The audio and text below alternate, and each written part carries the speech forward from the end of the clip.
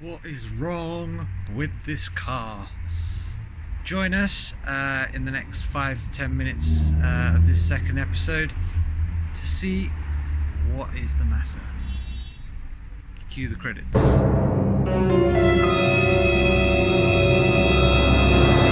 Okay guys, welcome back to another episode. This is episode number 2 of our brand new channel, CARevive. Thank you and welcome to our channel.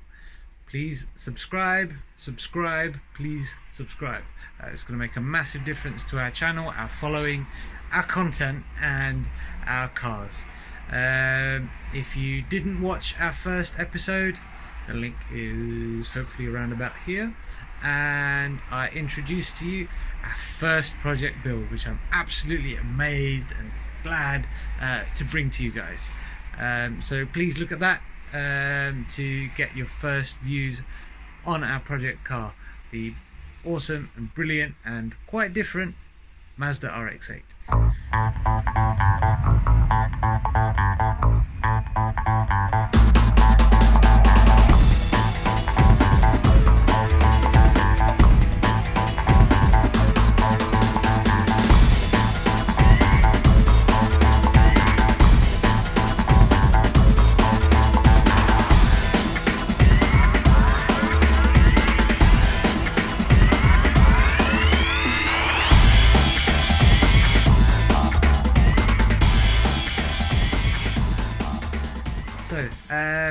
Today's video is about what's good and what's not so good with this particular car, and we bought it for a mere £1,000, including a free brand new stainless steel exhaust system. So I'm really chuffed with myself, and I hope that this is not the first project car that I'm going to shoot myself in the foot with. I know it's a lot of risk, it's a lot to go wrong with a car like this, the design, the rotary engines, everything like this that many of you, if you don't already know, will know about. So I'm taking a lot of risk with this, but it's a cheap, affordable car to get hold of. Parts for the most part aren't too bad. I'm just hoping I'm not having to rebuild an engine or anything too costly, so fingers crossed. So here we are outside with our first project car on our YouTube channel, CARevive, Mazda RX8. Now let's start with outside and we'll work our way around. So the eagle-eyed viewers among you may have noticed that we have quite cloudy headlamps. I understand this is quite a common issue, and hopefully things will polish out with a bit of compound, maybe some wet sandpaper, wet dry sandpaper. Go from there. It's a bit of bird dirt, I think. Okay, so we've got xenons on this car with the headlight washers, all work pretty good. Don't know what that is, might have to clean that out.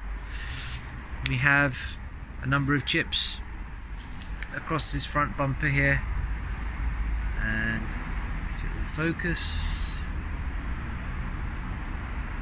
there we go. We've got some paint starting to lift and crack away there and splinter, so I think we've got a respray on our hands towards the front.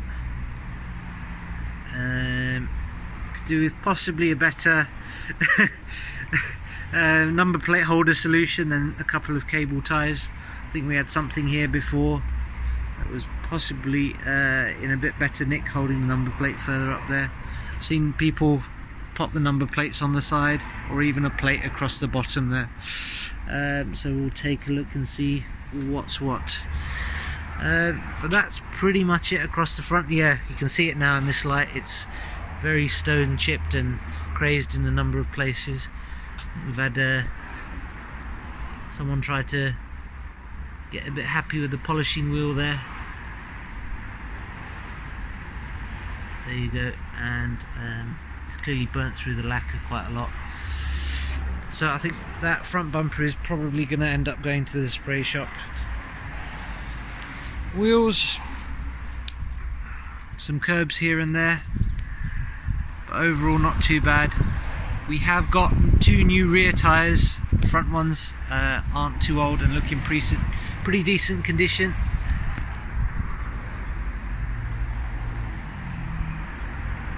There we go. The discs and pads on the car are quite new, but the car has been sat a lot, as you can probably tell. Even got quite a lip there of corrosion and rust. Bit of curbing, but not too bad. You can see a bit recently that the car has been run on a bit of a budget. We've got some budget tyres.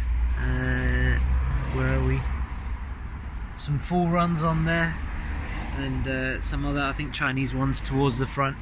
So could be better there. I guess once the car's running tip top, we could look at perhaps refurbing the alloys and some better rubber. So that's definitely on the to-do list. Further back, got standard exhaust. Bumpers in nice condition. We have got some corrosion starting to appear. That's where the tail light is. Again, quite common, I'm told, but not too bad. Hopefully we can catch and sort that early. We have condensation problem just in one headlight, but we have I have got some new tail light rubbers or foam gaskets to go on there, so I think we're going to need to really dry that out and get that looking a bit better. This side isn't too bad, but look at the detail, look at the design.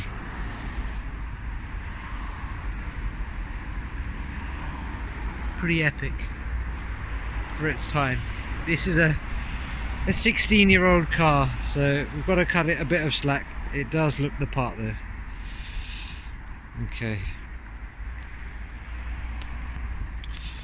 Some chips.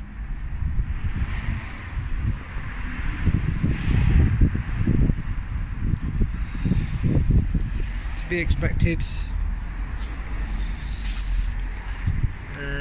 We have got some aluminium side fins, side vent fins, I think they're called, have oxidized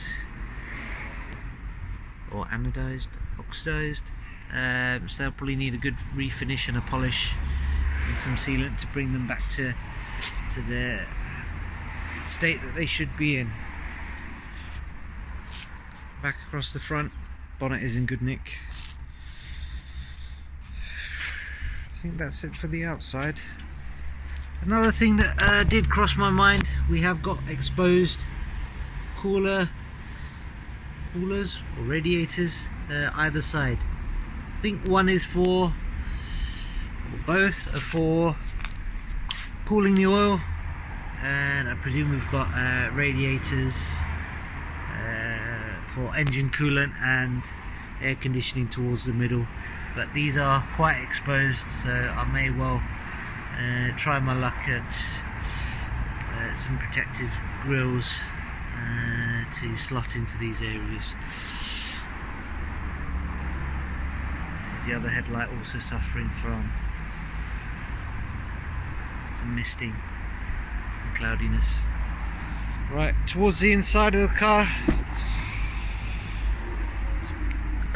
Get the chargers out of the way. Interior is in nice condition. Does need a good hoover and a clean though. It is COVID times, so I was masked and gloved and what have you, and drove the car back like that, and I've let it sit for a couple of weeks. Yeah, I've got a bit of damage to the inner sill here. Don't know, looks like some sort of super glue or prep has happened there. Yeah, not brilliant though, so might get a new lick of paint or even smoothen a wrap around there. Non-standard gear knob. If we can get a standard one with the Rotary logo and emblem, that would look that much better. Sorry, let's get that in focus. Looks like someone's tried to install a Bluetooth kit and we're struggling with where to put a microphone. So we've got a microphone threaded around the handbrake lever. So I've not actually figured it out or had a look to see how to join the Bluetooth or phone kit if there is one. But that does look like a microphone to me. So let's hope that we can track that down and either get it working or replace it or just get rid of it. So that's that. Lots of storage down the middle of the car. Again, quite grimy, quite mucky in places. I think this flips up as well. Nice carpeted section. And towards the back,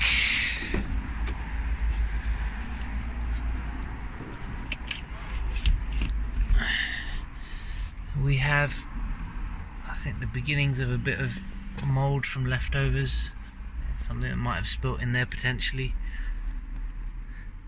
and ooh, a crusty bug. But I'm not squeamish, it's all good.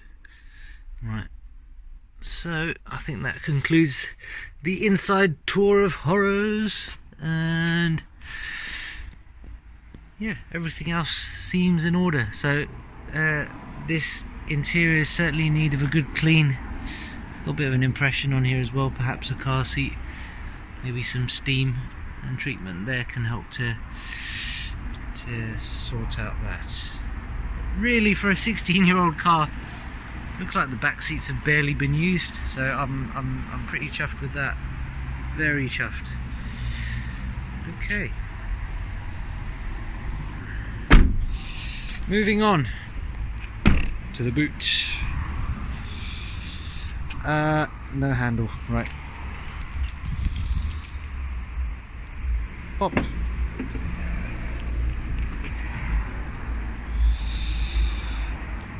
So, the first thing I wondered when I saw this is that no boot carpet is present. The owner told me that he had a bottle of oil and it leaked and spilt everywhere. So we've got a bit of the underlay there and quite a greasy residue left. So I think we need to have a jolly good clean around inside here. But to be honest, for the size and the space, so it is quite greasy and there's a lot of residue in there, so we're going to need to give this a jolly good clean out. I have got a carpet to replace this with, so some TLC and good cleaning. We have the amplifier and two subs at the back, part of the Bose system, so all seems to work. Happy days. We may even go so far as to upgrade that, who knows. Comments and tips would be appreciated. I think that's the tyre inflation kit there as well. So I think we're going to have to do away with this lovely plush grey carpet. It's probably carpet right, quite a nice carpet actually. But let's get this back to OEM and looking as it should in here. Okay, so that's that. Spoiler looks fine.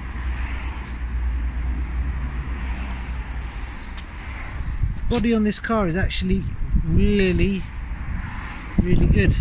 There is next to no sign along the arches or anywhere showing corrosion or paint damage, which is really good. Some chips here and there, some scratching, but I will do a video on the complete detail of this car as well. Hopefully we can sort out these little dinks and rust spots. Right, on to the bonnet, under the bonnet. If anyone has an idea what this does, this would be helpful and useful. Instrument lighting, intensity, traction control off. What is this button? Let me know. Okay. Also a cool touch for his time, got puddle lights as well, good to know. Okay, under the bonnet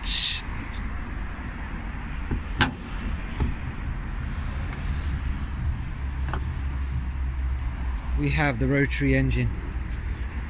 Now for those of you that don't know, this is not your typical normal engine. It screams to a terrifyingly high 9,000 or nearly 10,000 RPM. That is sort of motorbike levels. So this engine really screams. The more you rev it and the more you give it full throttle and push the pedal down and let the revs climb, the more it pulls you. So it's got to be high revs for you to get the most out of this car and keep it running happy, as well as a hell of a lot of maintenance. So I have got a full service kit ordered for this car, and I'll run into some of those details a bit later. I have had to top up the brake fluid reservoir because we had a warning light on for that. That tells me that we are losing brake fluid somewhere, so I'm going to need to have a dig around and see what's happening there. But if I get the engine cover off, we have the rotary engine. So for the most part it looks quite clean. It's all dry underneath. Everything appears in order.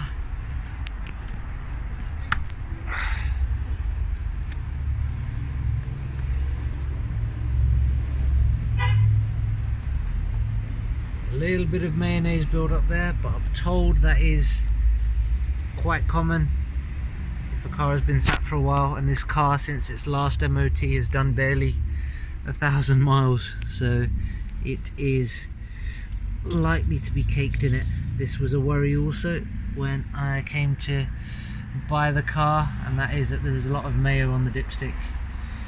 Now I was really worried when I saw this, but Essex Rotary, if you Google them, are a great authority on this, and I'll add a link in the description. They say that all of this is down to moisture build-up within the oil and the oil system, and is very common on rotaries. We have got a slight bit of residue and wetness there. I think it's from people topping up the oil and missing what is a huge spout at the top. So this is where we could probably do a good cleanup. Oil filter nestled at the back there, so we will be in there shortly to do a oil service as well. Airbox spark plugs, which are down the side, which I think is passenger side here, the full set of leads.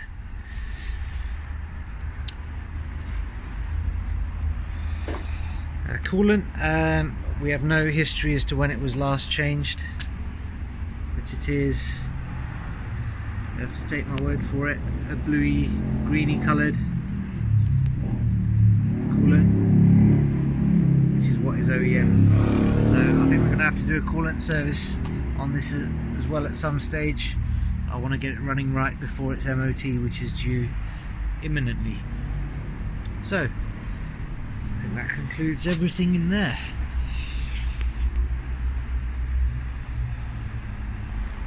Line up the tabs and push down. There we go. So Mazda engine with the rotaries.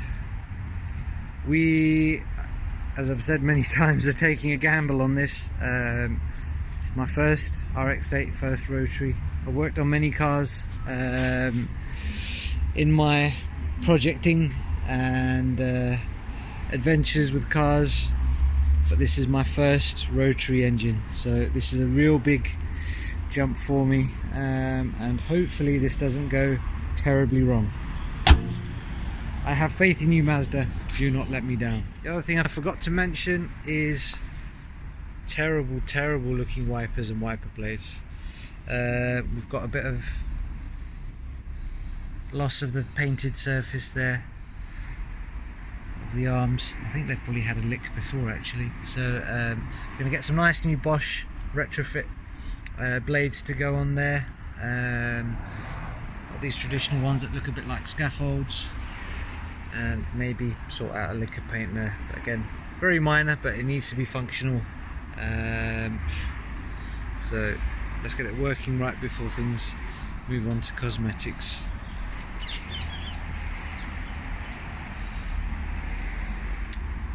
Other thing I forgot to mention is the aircon is brilliant in this car. It's probably the best I've ever experienced. Very icy cold, and once you figure out how to operate it, it is a very good air conditioning system. Heated seats, off and on, they also work as well.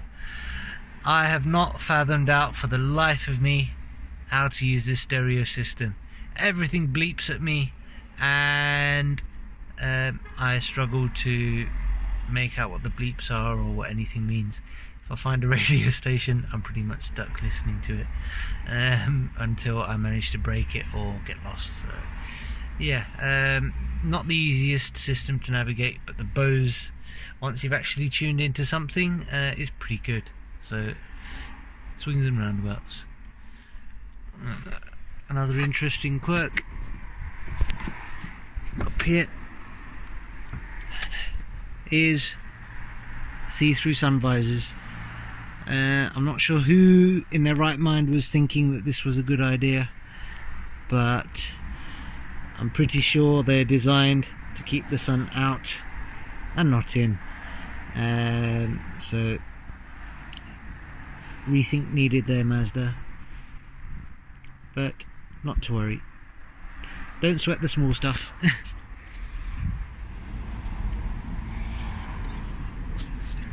So they're the main issues as far as I can see. The MOT is due very soon, so I'm going to hopefully try and get the service done, and hopefully we will be in with a shout of a pass.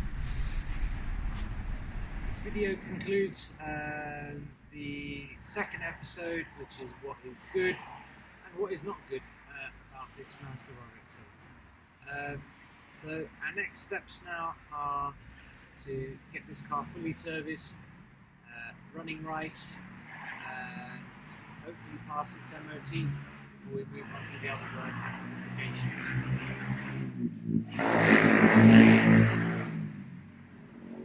If I had a quieter place to work, I would.